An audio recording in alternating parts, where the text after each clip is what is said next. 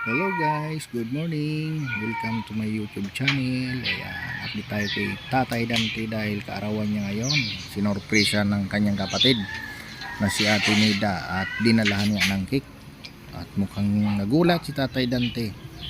At yun, napapaihip na nga para sa kanyang wish. Ay grabe, Ate Nida, magmahal ng kapatid.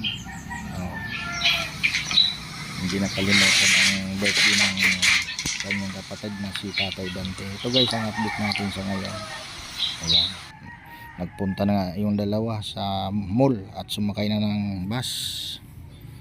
Ayan, mukhang maliwala si Tatay Dante at nakapag-ikot-ikot sa kanilang kapaligiran sa kanyang lungsod sa City of Love of Pangasinan. Alright,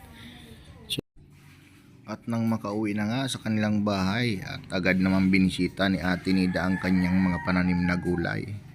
At ito nga, may okra guys, oh, grabe, sibol na yung mga bunga, oh, madami-dami rin yan. Ayan pa, may bagyo beans, oh, ang daming bunga at sariwa talaga pag nagtatanim ka ng gulay. Ayan, oh, iniko tayo sa kanilang hardin na mga tanim nila Tatay Dante. At syempre mayroon din tayo dyan na makikitang gulay na talbos kamuti. Ayan na nga guys, oh. Yan. Oh. Thank you for watching sa viewers natin.